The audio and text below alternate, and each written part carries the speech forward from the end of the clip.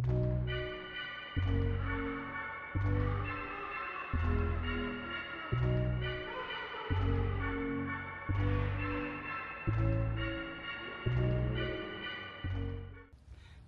and welcome back to my channel. My name is Tamara Jordan, Tammy Turns Pages. I'm so glad that you are here and that you decided to turn pages with me today. Okay, so in this video, we are going to be doing, well, celebrating Summerween. So Summerween is something that, I'll put her picture up here.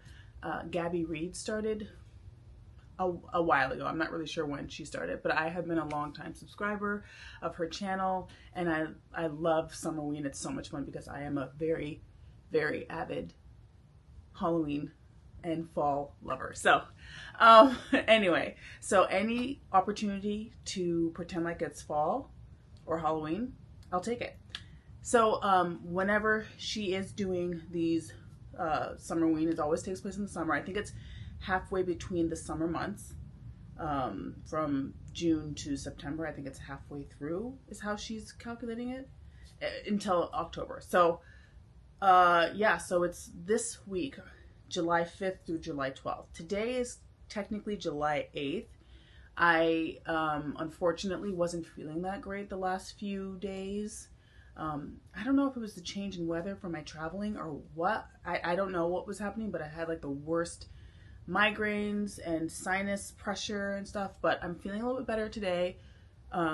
Took a Claritin because I had to, but yeah, so I felt like I could start the new vlog because I really wanted to participate in Summerween this year on BookTube. So let me tell you what this week's, or sorry, well, yeah, this week, but this year's prompts are. Okay, so I am reading off my phone. This year's prompts are: read a book in the dark or at night. I'll put it up here for you. Read a horror or thriller book. Read a book with a sky on the cover. Read a book you've owned for more than a year. And then read a novella, manga, or listen to a spooky audiobook. So I have a few books here. I don't know if I'm going to get to all of them, depending on how I feel. But I have a few here, and then I have one that I'm also thinking of doing. So I got them. So for the first one, read a book, and I'm going to double up the prompts too. Read a book in the dark or at night. I want to read the Handyman Method. This is by Nick Cutter. This is also going to be read a thriller or horror, so it's going to cover the two prompts. But I read The Troop by Nick Cutter 2 Summerweens ago, and I'm obsessed. This is also on my reading TBR for July, so yeah, it works. The next prompt is read a book with a sky on the cover. So I'm going to be reading Scricth by Lindsay Currie.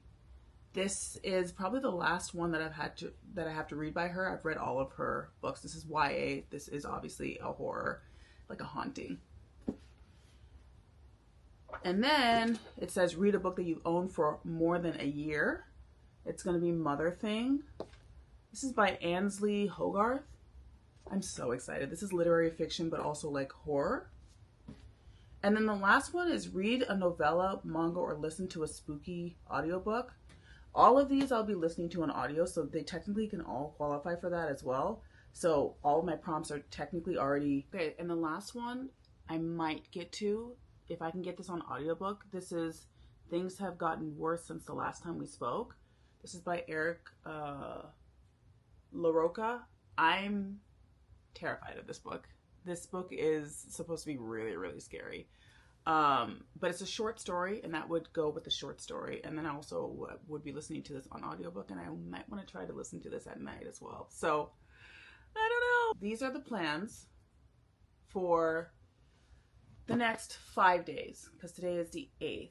So yeah, that's the plan. Not 2 seconds later, somebody was knocking at the door. I don't know if you saw me looking over. And they delivered a package from Fashion File. I do really like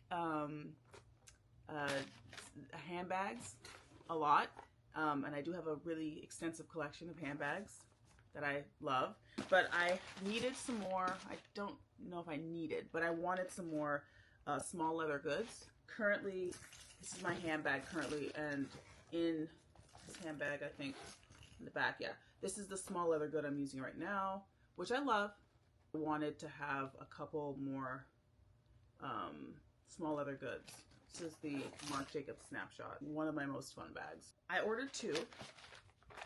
And Fashionphile is great because I've ordered many things from Fashionphile, but it's great because it's a sustainable way to own high quality goods. This is from Gucci. We're going to see this together. Oh, it's so cute. I love it. So it's a card holder. This is, like I said, previously loved. This is not new. This is new to me. It has card slot here, one in the middle, and then on the same other side, card slot.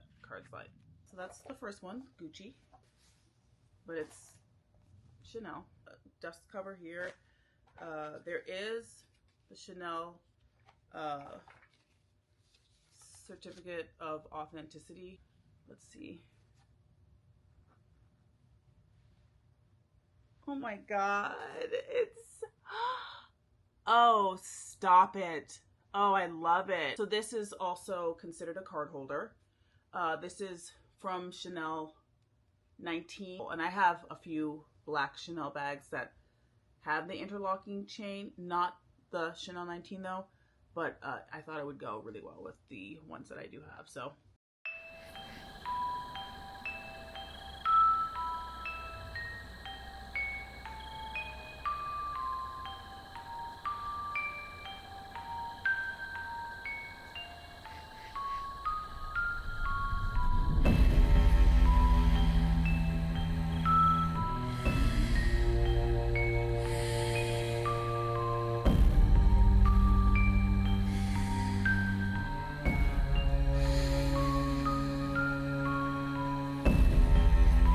I'm on chapter 13, which is page 90 in Scratch. So I started this book because I just wanted something light and easy to read for the beginning of this vlog.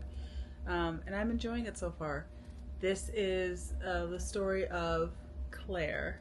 She lives in Chicago, and her dad is very, very into ghosts, and not only Chicago being the second city, you know, after the fire, but also Chicago's meant to be very haunted.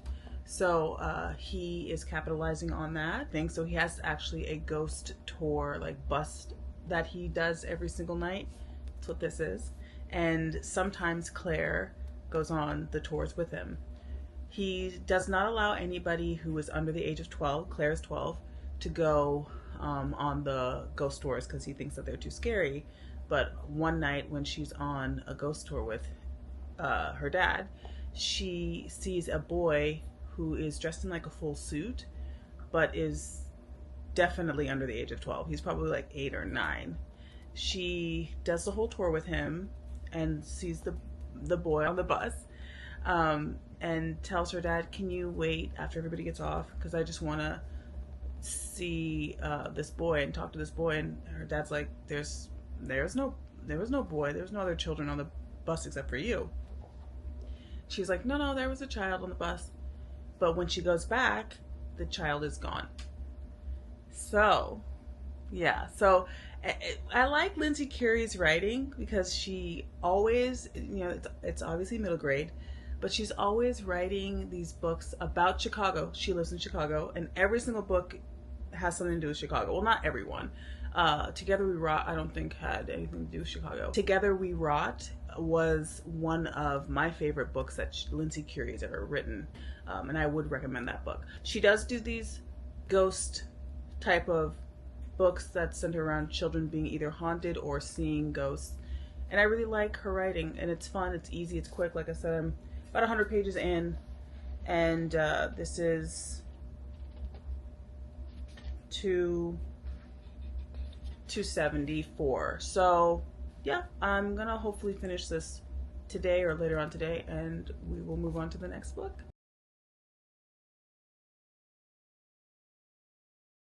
Hello and good morning. Today is day 2, well, for me, It's July 9th of Summerween. I think it's day 4 for, you know, if you're staying on track. But I wanted to give you an update on this book. I was able to finish Scratch by Lindsay Currie, and I wanted to give you my review. So I really enjoyed this book a lot. It is middle grade, and it is a story about a girl named Claire, and she is being basically stalked by a ghost. So as you would have seen in the last update, she goes on a ghost tour with her dad. She sees a little boy. He is a ghost, and he follows her home. And he starts leaving her messages all over, like at school, at home, when she goes out with her friends, and she can't figure out what these messages mean. So she has to basically try and figure out and decode these messages, and she enlists her friends and her brother Sam to help her do that. This was really cool. It was fun. It was very middle grade, which I love. It had, you know, like a little bit of like preteen drama in it, and it was like that anxious kind of nervous, you know, middle school kind of vibes, which I liked. I do love middle grade, and yeah, I would say I would give this 3.75 stars. This was a very, very decent read. If you want to read Lindsay Currie, again, I would recommend Together We Rot, because that one was and still is my favorite that she's ever written. But this was good. So we're gonna move on to this Motherthing by Aanlise Hogarth. I'm gonna start this now. This, from what I understand, is basically just a mother-in-law who's like super overbearing and then ends up dying and starts to haunt the main character. So that's what I'm getting from this, but I don't really know a lot about it. I just know people really love it. So this is what we're doing now.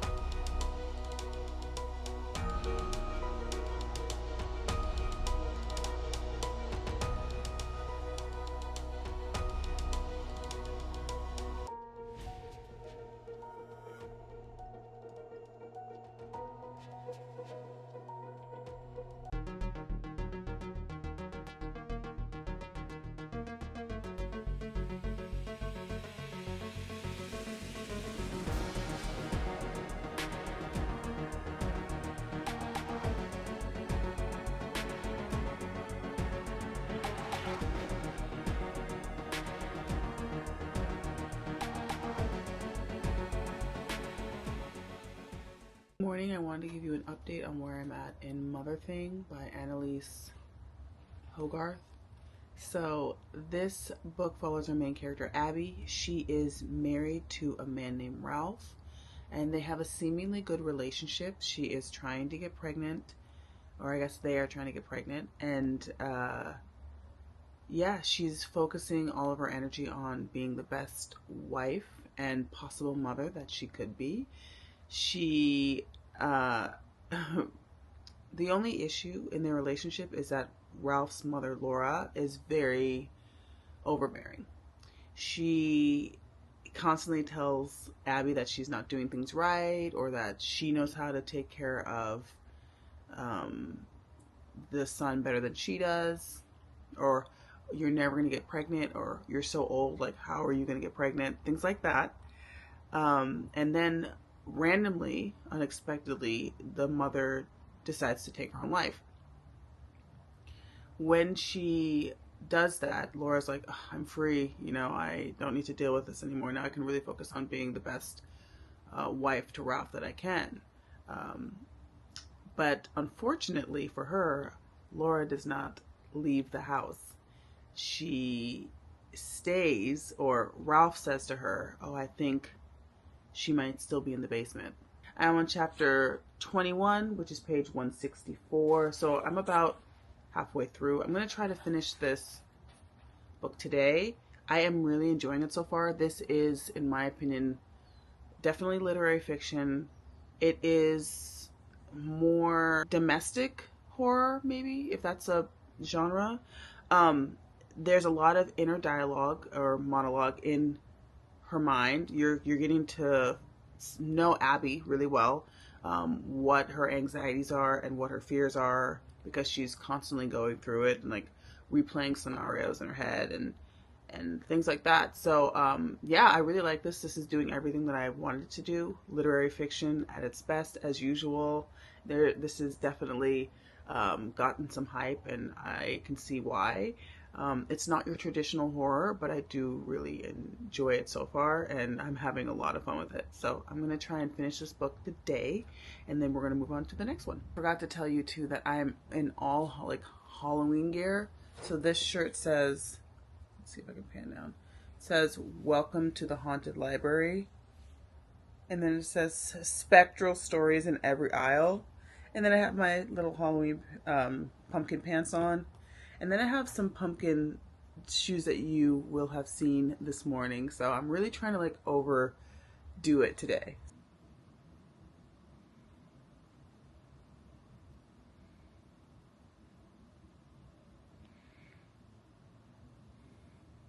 All right, I was just able to finish Motherthing by Annalise Hogarth, and I wanted to talk about it. So this book is basically told pretty much all the way through as a first person, or a single point of view, which is Abby. She's our main character. She is married to Ralph, like I said before, and had an issue with an overbearing mother-in-law, but also has some mother issues of her own because her relationship with her mom was also very strained. She is on the quest to become the best mother in the whole world, and is actively trying to have a baby, unbeknownst to Ralph. I mean, they haven't necessarily spoken about having a baby yet. She is forced to make some hard decisions when it comes to her life and her mother-in-law and her husband. And when her mother-in-law does end up passing away, she starts to be haunted by the mom, like I said. And Ralph also is haunted, but in a different way. And he kind of falls into a depression. None of this is a spoiler, by the way, that's on the back. What is interesting in my take from this is very, I would say, a domestic horror. I would also say that this is not really a typical horror, for sure. Her choices that she is making and the decisions that she makes, especially around the later part of the book, the last like 50 pages, are wild, very bizarre. And I mean, I guess I would say in her mind she deems them necessary. So you're very locked into her mental state because it's a lot of inner dialogue and inner thoughts about, literally everything, even just like an encounter with one person, like crossing the street, things like that. So you're really getting a lot of how she's feeling inside. If you are a fan of Ottessa Moshfegh or Mona Awad or Julia Armfeld, it's very literary. This is very literary, but I love it. It's that kind of like unhinged female main character. I wouldn't call this necessarily female rage, but I will say that this has a lot of themes of, well, there's suicide, there's depression, there is abuse spoken about, this emotional abuse for sure in this book, but there's also kind of an underlying theme of societal pressure and what society deems necessary for women so very patriarchal in a sense, and what her response is to that pressure and the patriarchy, in a sense, if you're looking at it in like a deeper level maybe. And a lot of what she does in this book is based on societal pressures for women. So I enjoy this book a lot. Sorry, that was a little bit rambly, but I enjoy this book a lot, and I would say I gave this 3.75 stars. This was a really interesting and really fun read. So I'm going to move on to my next read, which is The Handyman Method by Nick Cutter and Andrew Sullivan. Yeah.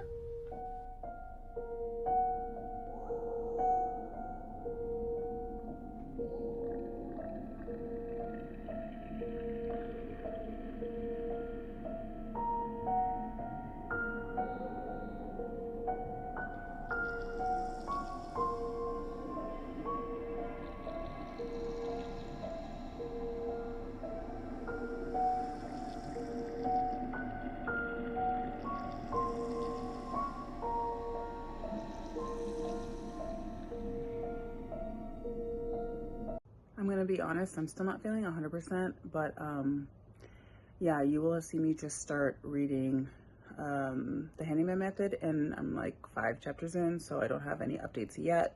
But I was thinking, you know what, I might as well go to Trader Joe's and maybe get myself some like flowers or something to kind of, I don't know, make me feel a little bit better. But yeah, so I'm gonna give you a quick haul right now. I got flowers, blueberries, Rainier cherries, bamba,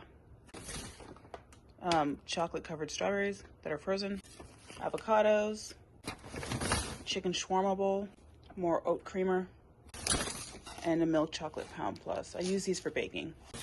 And then I got a dark chocolate or 72% chocolate pound plus, mini bouquet of flowers for my bedroom, raspberries, some organic tomatoes, bananas, and then I got 3 salads.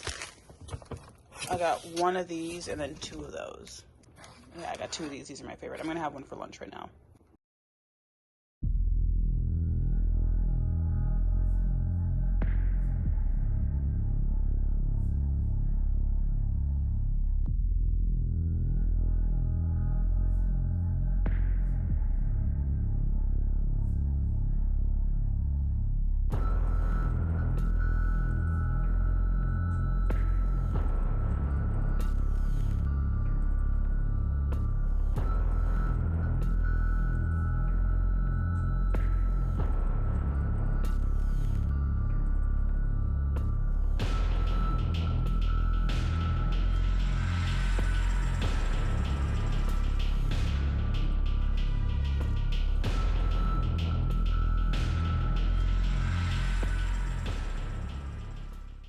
Okay, I'm outside and I wanted to give you an update on where I'm at in The Handyman Method by Nick Cutter and Andrew Sullivan.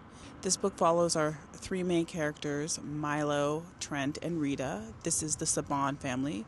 Trent is the father.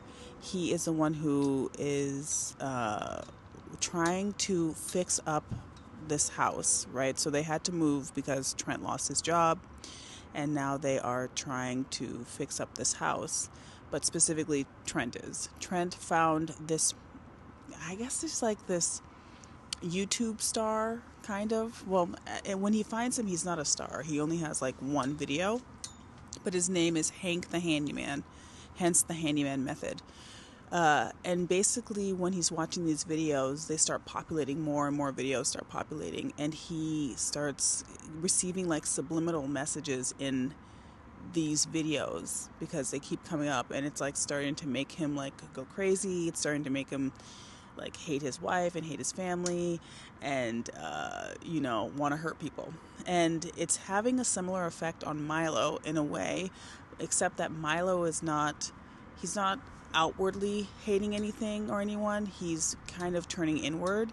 He starts spending a lot of time watching TV, playing video games, and especially playing with this like old receiver, this old phone receiver that he's getting messages from.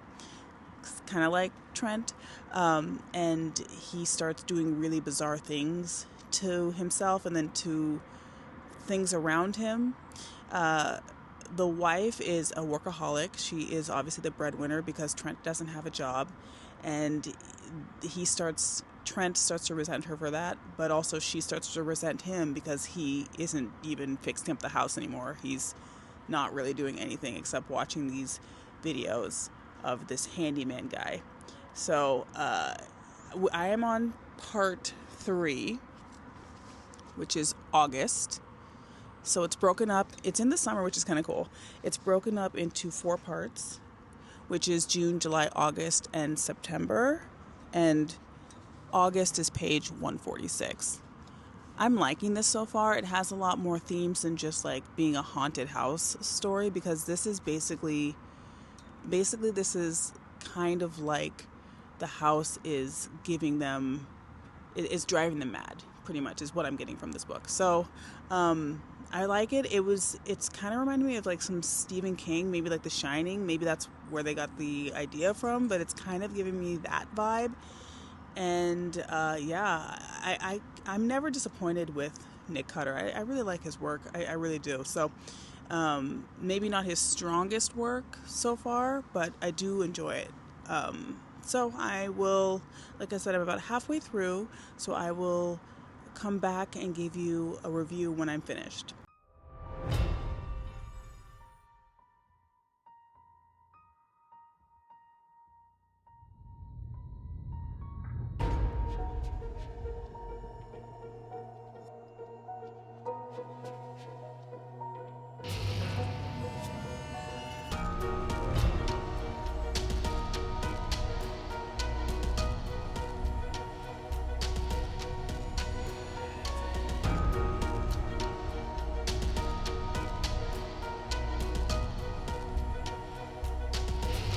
And this is my 30-second intervals, as long as you need to until it melts.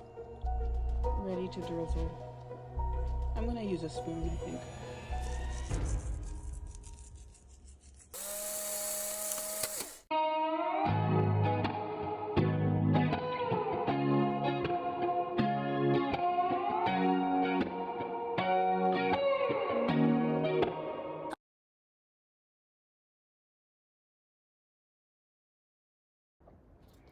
It's the next morning and I just finished this book. So it's Friday morning, it's 9 a.m.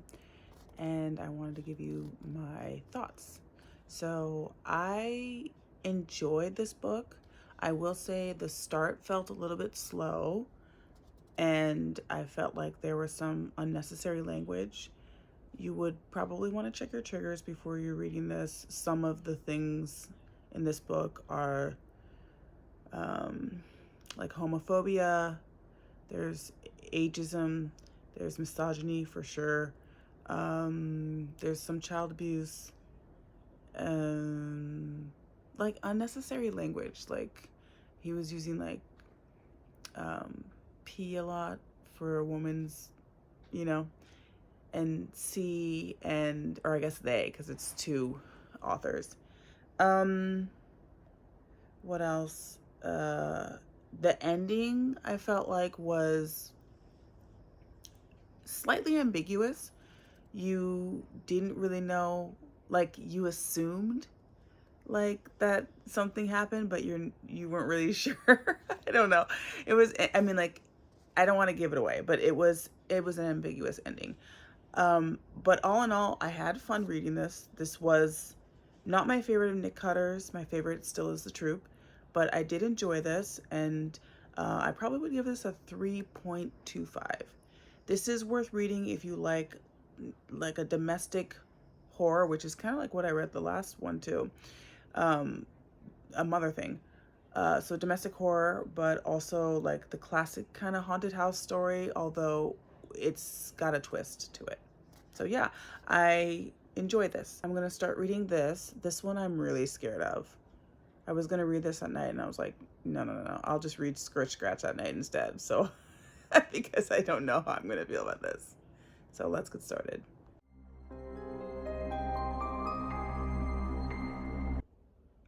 I want to come on and share my update of this book. I was able to read this while I was walking on the treadmill, and yeah, I finished it. It's only about, I think it's like 58 pages or something like that. It's very short, so I'm not going to give you too much, but it's basically following our two main characters, Agnes and Zoe. They are in correspondence with each other from May all the way until August, and in that correspondence, things start to happen and it gets very unnerving, unsettling, and bizarre in that correspondence. And when we open up in this book, it opens up with the author saying that he has no affiliation with either one of the girls due to the pending court case that is happening. This was incredible. This had some of the things that I don't love in horror. I mean, it's one of my biggest freakouts pretty much, but I really love this. I'm not going to give you any more than that. Read this. It was 5 stars. It was incredible and I loved it. This was probably the best read out of all of them. So we have come to the end of the vlog. These were the books I read, and this one. It was a really good Summerween. I was able to, I'll put the bingo board up here somewhere, but I was able to hit all of the bingo boards except for one, reading in a book set in the desert. I live in a desert. I live in a tropical desert because I live in California. Does that count? I don't know. That's probably reaching. But I was able to do that, and I was also able to do all of the TBR prompts as well. So yeah, I hope you enjoyed the vlog. If you did, please like, comment, share, subscribe, and I will see you in the next one. Bye-bye.